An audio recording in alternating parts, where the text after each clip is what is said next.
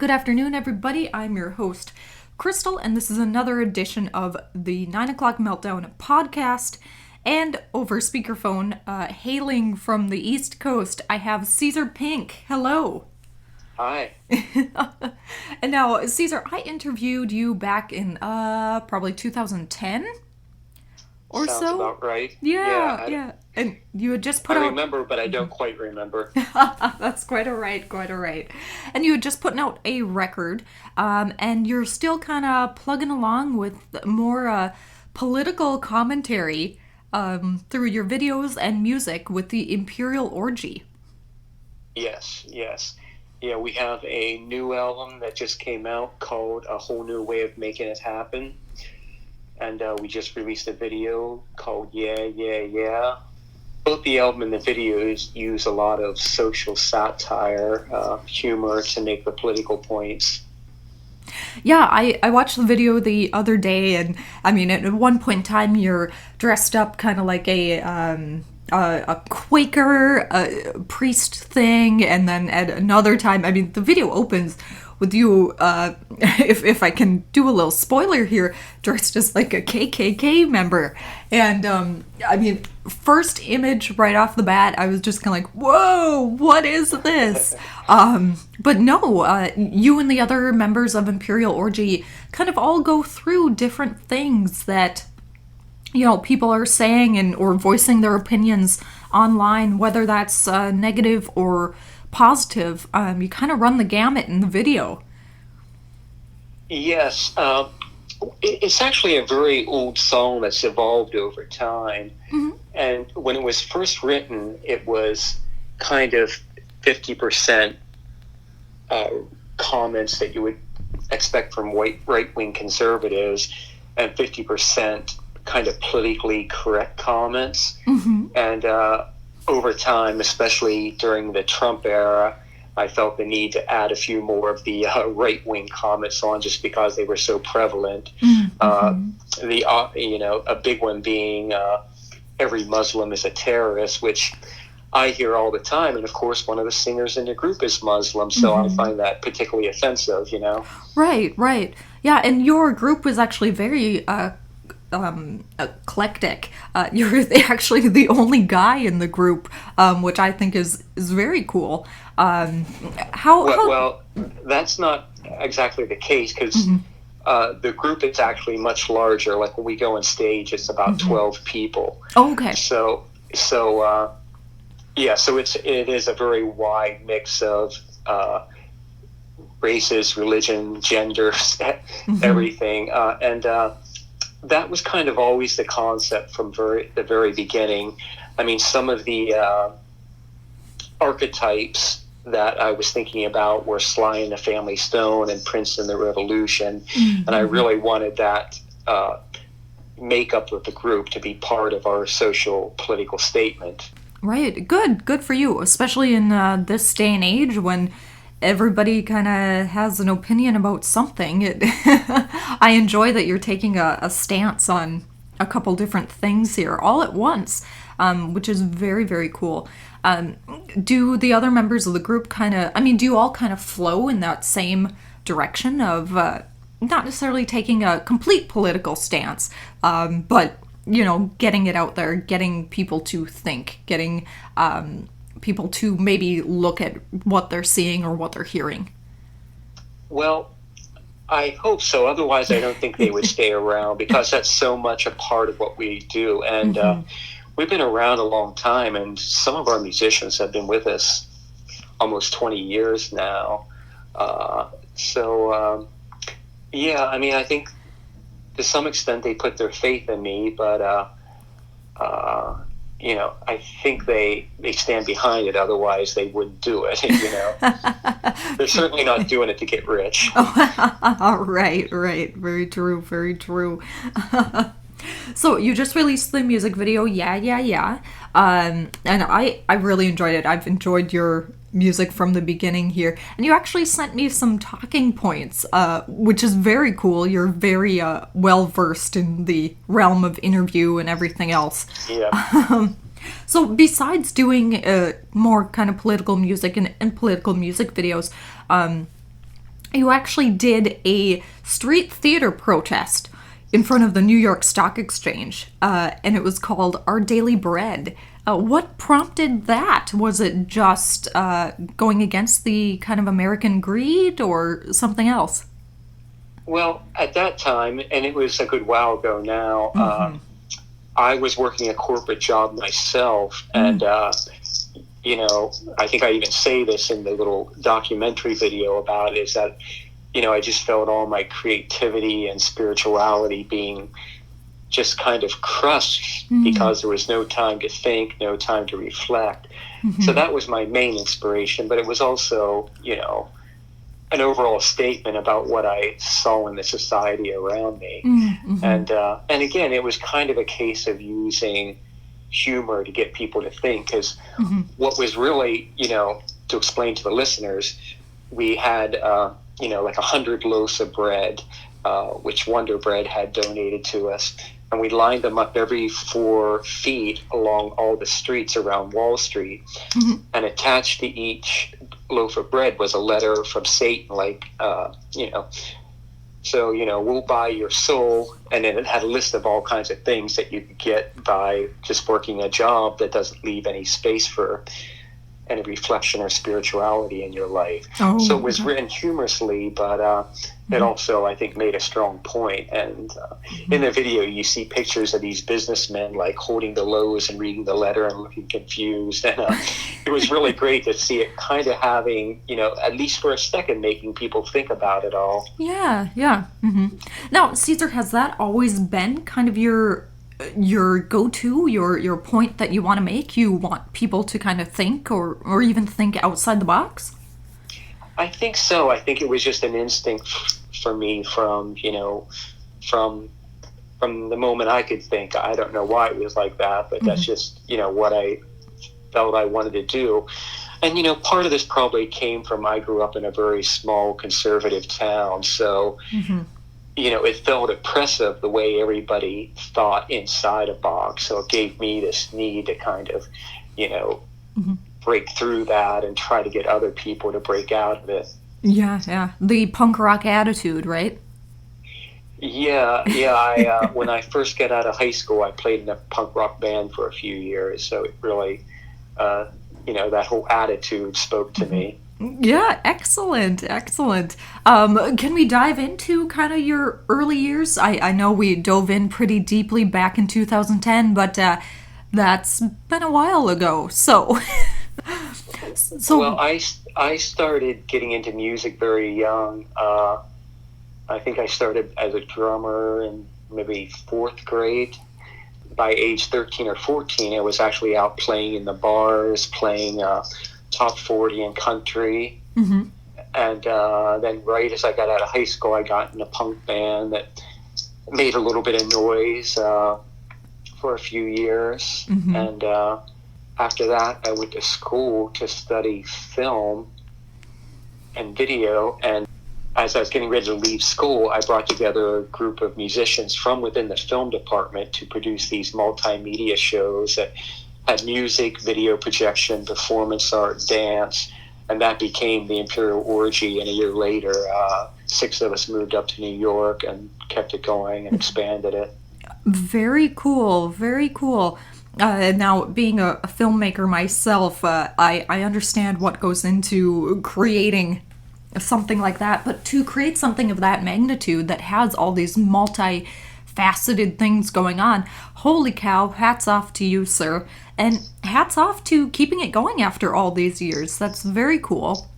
Thank you. Well, one of the cool things about it was that, to do that, we needed to draw in the help of so many people, choreographers, costume designers, filmmakers, and that created kind of a larger artistic community that surrounded the band.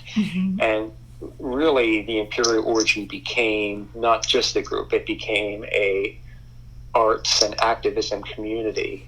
It became how I sort of, how I viewed the whole project as something larger. Yeah.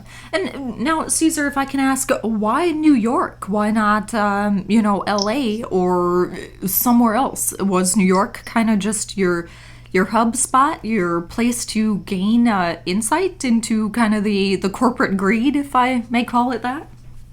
Well, I probably had a different vision of New York. I had planned to leave for New York right after high school, but I got delayed by the group I was in and just got kind of sucked into life for a while. So my trip was delayed, but to me, I saw it more as creative freedom, freedom of ideas, just a big expanding world. And it was closer than LA, so it was an easier jump. But, New York really, I had a vision of it maybe from CBGBs or whatever it was that, that spoke to me. And I wanted to be a part of it always. Yeah. And now you are. It feels like my true home, you know what I mean? Good. Where I always should have been. Yeah, excellent. So you said there are 6 original members of Imperial Orgy. I mean, was that kind of the end goal, was to move out to New York and kind of become an artsy facet of there? Or was there some negotiations that needed to happen? Well, there were 7 of us, and 1 didn't come. Okay. But, I don't know.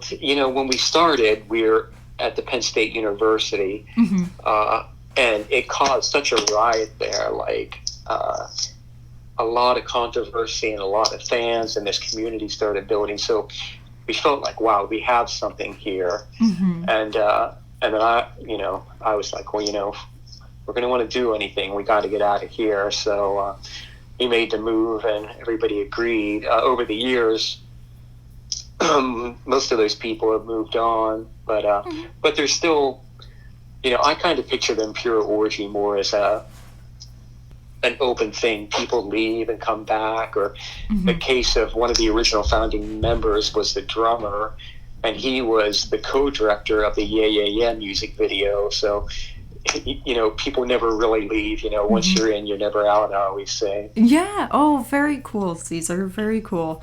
But on the other hand, we've probably had maybe 100 different people play for us over the years. So it's a wide group of musicians. Yeah, definitely. Sounds amazing.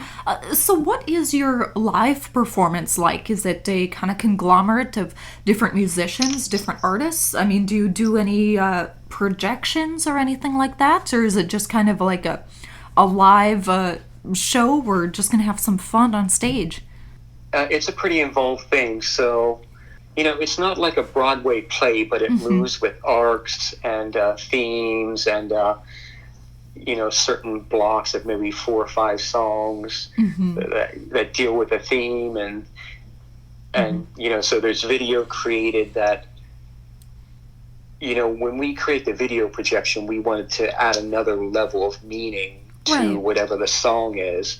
I mean, you have pretty much every big time performer now has video projection, but true. And even performance art. But I feel like when I watch it, it's kind of meaningless, and it kind of trains the audience not to expect meaning from these things. So that bothers me a little, because we put so much work into having everything have a meaning that we feel like it's kind of diminishing how people view what we do. But yeah, it's we have. And it is a group thing, so maybe we'll start off and the 3 females will sing lead for a song. I'll come out and do lead for 4 songs, then I'll leave and one of the females will sing lead for a song. You know what I mean? So so you have a lot of different personalities taking their bits, and it keeps things moving and interesting. Yeah, very cool. It sounds like it's definitely kind of almost like family orientated. You've all got this kind of goal in mind, and it sounds like there's an ebb and flow to it.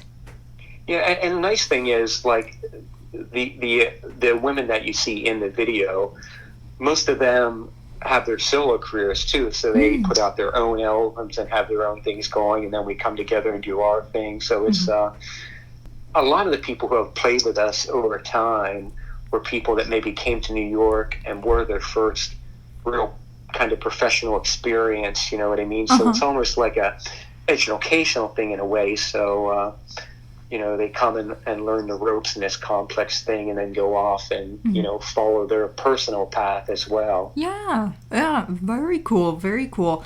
And now, Caesar, you alluded to earlier that you were in a corporate job for a little bit, and that kind of gave way to this newer Imperial Orgy endeavor. Has it always been a balancing act between, the art side and the I've got to feed myself side? Has there ever been really an unbalance? Well, Difficult question, I know. Well, the struggle was much harder the younger I got, or the younger I was. Like, in the hometown I came from, I couldn't make a cent. I worked for minimum wage, to survive. I got to New York, and I was like homeless briefly before getting here, and just got here in a very bad way. And over time, I left the corporate job. We were right close to ground zero on 9/11. And I held on to that job for a year, and then finally they let me go. I was just destroyed by the economy. And after that, I just felt like I couldn't go back into the corporate world, and started, doing some home businesses, doing marketing from home. And then eventually I started a nonprofit organization to help fund our projects and help other artists that we work with. And so it's been a step-by-step process, getting away from doing things that have no meaning to me, and being able to spend more time doing the things I care about. Yeah, excellent. Good for you. Good for you. And I was actually going to bring that up. You do operate a nonprofit organization. Can we dive into that a little bit? I mean, it sounds like it was a step-by-step process, some years in the making. But now you have it going on. What is your foundation about? What do you guys do? Well, it's really about promoting arts and artists who say something with their work, and that doesn't necessarily have to be political. It could be just being innovative within their medium, doing something that's never been done before. Or I think one of our taglines is like, I can't remember, art that brings spiritual, political, or personal awakening. But again, back to that idea of making people reflect and inspire the viewer in some way. Yeah. But the nonprofit got started in 2003, and we reached a point where we were really functioning as a nonprofit in the way that artists would work with us, and they never know anything about marketing, which I knew something about. So we would kind of help them get the word out about their work. And finally, we were just like, we should just be a nonprofit and get it over with. Now, Caesar, if somebody's interested in finding out more about your nonprofit, or maybe jumping on board and seeing, what you can do to help them, maybe if they can help you, how can they do that? They can go to the website. It's aretelivingarts.com, and Arete is spelled Arete. I'm sorry, aretelivingarts.org. And the website has tons of information and contact info as well. Yeah, perfect. So you said that you kind of help artists with marketing and things like that. I mean, does that kind of run the gamut? Is it kind of contract-based, photography-based, press kits? Kind of going through a process with them so that they can, kind of experience from the inside. Like, one of the things we were doing just before we started the nonprofit is we had created this arts variety television series. So each week in that, each episode of that, we would interview an artist, and then at that point, we would try to help them promote themselves with website. I mean, this is a time when people weren't as web savvy as they are now. But yeah. But a lot of artists out there just don't have a clue what to do. And one of the big things we work with is we sponsor an art gallery for new artists. So every week it's 2 floors. The one floor is a group show with all kinds of new artists. And then the second floor is a show for a single artist. So what happens, there's a winner from the group show each week, and then they get a solo show at a later date in the other floor. And there's also live music and all sorts of things. So that's a big tool. And, that gives a lot of artists their first gallery experience. So they'll learn how to hang their art, how to present it, how to price it, and everything like that. Very cool, very cool. Is this more geared towards photography and painting, or music, or does it run the gamut? It doesn't really matter. As far as the foundation, it runs the gamut, but as far as the gallery, that's mainly painting and photography, occasionally some video stuff, but again, there's music on both floors, so it's maybe 4 live acts per floor every week. Very cool, very cool. Excellent, Caesar. That's wonderful. That's wonderful to hear. We probably talked about it last time, but it's been 10 years, so it's been a little bit. Yep. Excellent, excellent. Let's talk a little bit about Chief Logan Records. Do you still run and operate that, or have you kind of passed the buck on? No, we still run it. I mean, it's really, it started as our label to promote our own records, and then, musicians who we wanted to support who don't know what to do, to get it out there, they kind of need a record label name, so we help them, in whatever way we can. And then I've also been doing some stuff like releasing some compilations of music that's kind of been lost to history from the public domain. So it might be we released one that's like comedic songs from 1929. Oh wow! And people seem to like that stuff. We're going to do another one that's blues of 1929, and another one that's kind of more of a academic thing that's going to be a study of racism within music during that period. Interesting. Where can people get a hold of this? Is it up on iTunes? Is it on your website? Yes, I think it's both on the Arete Living Arts website and the group website, which is iomusic. Is that org? Org. .org. It's org. Okay. And or you can just look things up. You can probably look up Chief Logan Records on Amazon or iTunes or something and find stuff. Very cool. And now, Caesar, let's jump into a little bit more of Chief Logan Records here. Now, from what I'm getting out of it, it kind of came about just as a way to produce your own music without really necessarily having to adhere to someone else. I mean, was that the case? And that's kind of, everything we do is kind of like that. I mean, it would be wonderful to be in a record label, but, the deals are crappy, and, you kind of have to think as an artist, and I didn't always understand this. It's when I listen to popular music, there's very little of it that I like. So if that's the case and you're doing something that doesn't fit in with that, you can't really expect those labels to want to, to want to take you. I mean, we've had offers, but it's kind of like, right away they want to turn you into, like, I think with us they mentioned Third Eye Blind, and it's like, not only are we not going to do that, but why would you want to take this and turn it into something that there's a million of?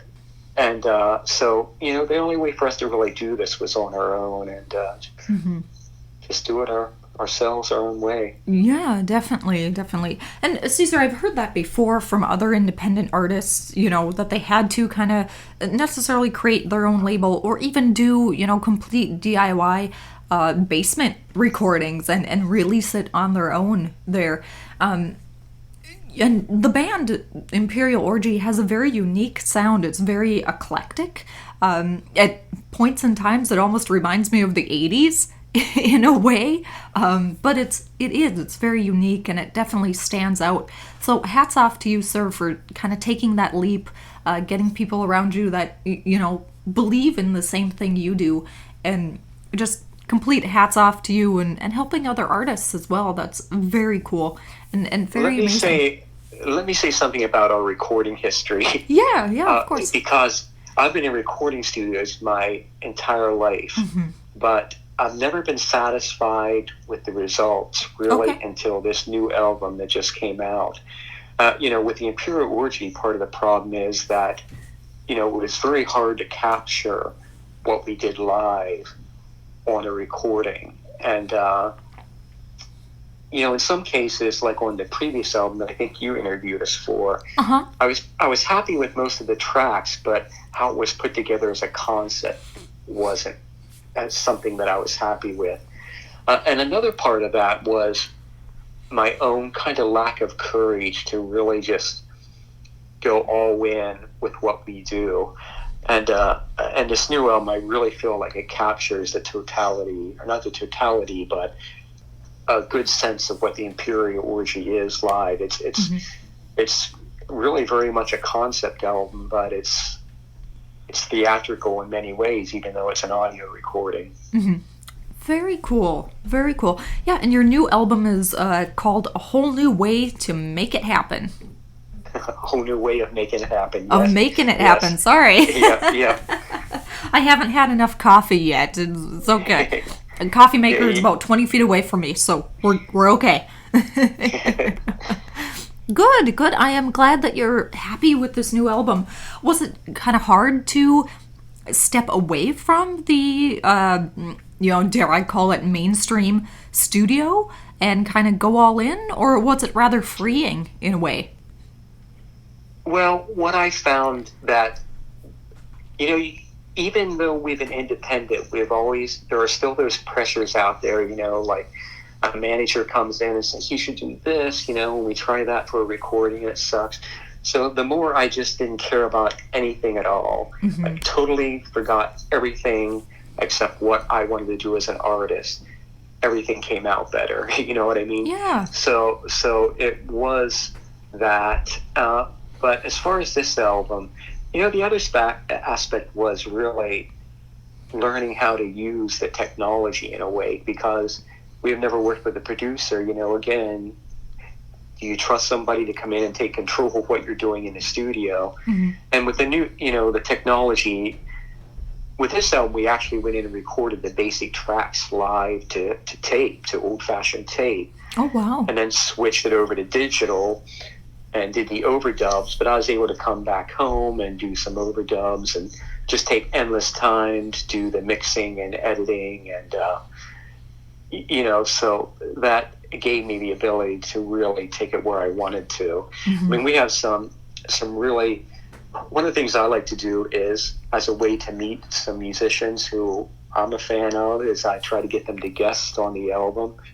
So, for instance, we have one song called This Is the Way They Keep You Dumb, and the guitar solo was played by a guy named Reeves Gabrels, who's currently a member of The Cure, was Bowie's right-hand man for a long time, and in Bowie's band Tin Machine. So he came in and played this amazing, he's totally an avant-garde out there player, so he came in and did this incredible guitar solo. And the keyboard player who did the solo and played the piano in that whole song was Mark Garson.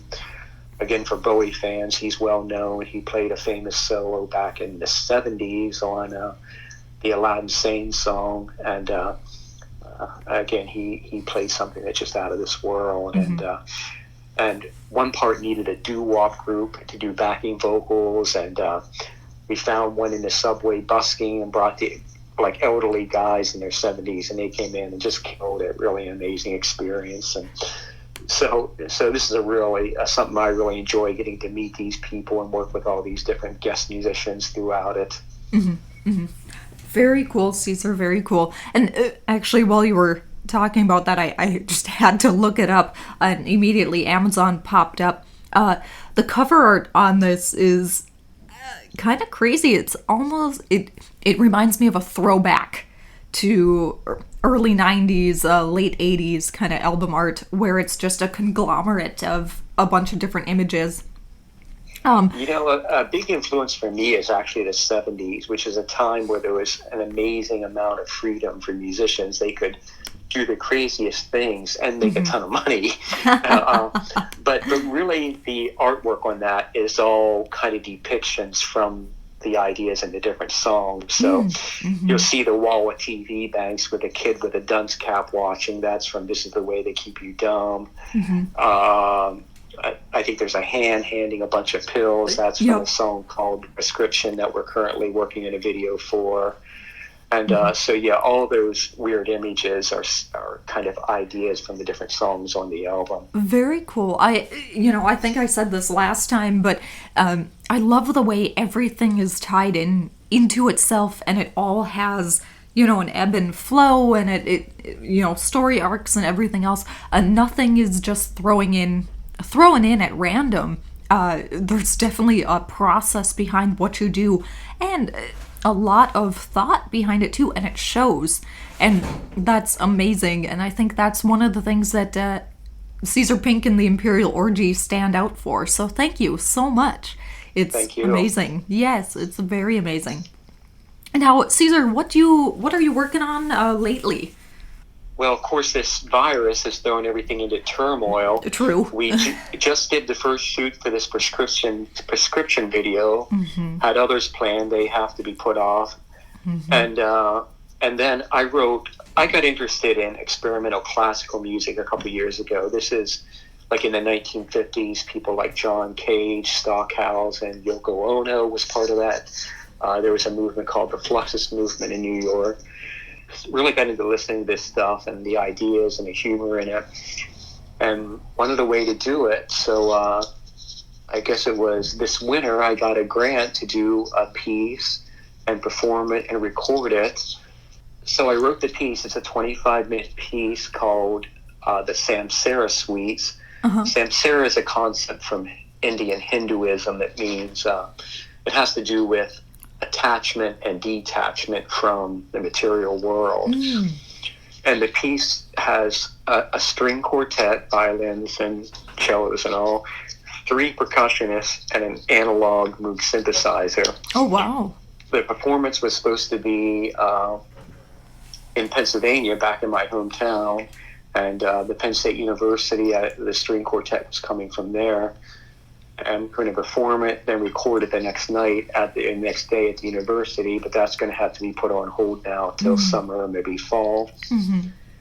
Since we're indoors, the project I'm working on, it was on a list of projects I wanted to do in the future, so I brought it up.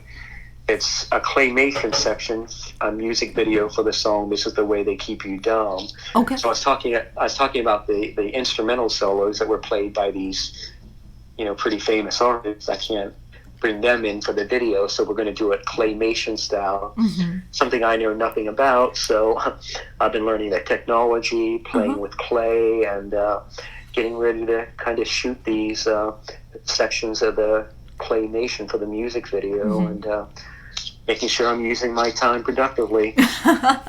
There you go. It's what we all have to do, right? I guess so. It makes it fun. Well, I have a 5-year-old who's stuck at home too, no school. So a part of her, her education is, she's always involved in all the projects I do. So she's learning to do claymation, making forms and painting them. And in the Yeah video, if you saw a little child in there, that was her. She was one of the 4 children at the end that come in and say, we are the future. Very cool, Caeser. Well, I can't wait to see this video that you and your daughter produce. It sounds like fun, and it's a bonding experience too for the both of you. So very cool. Yeah.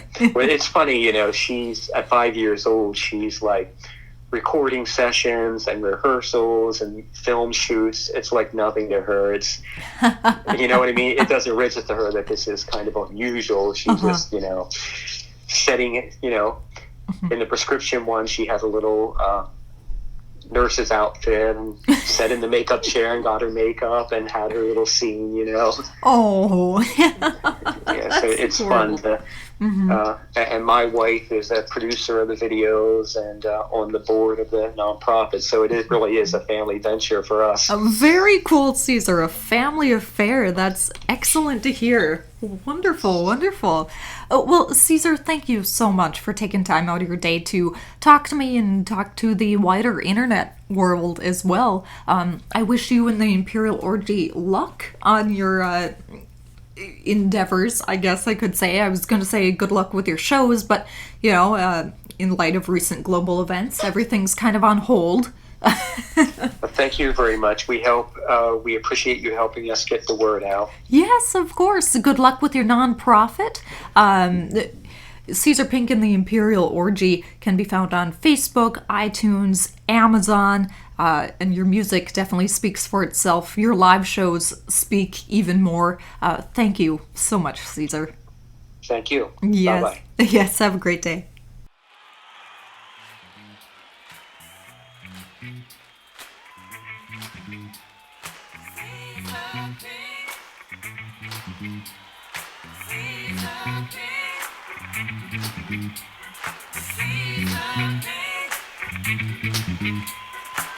Caeser Pink.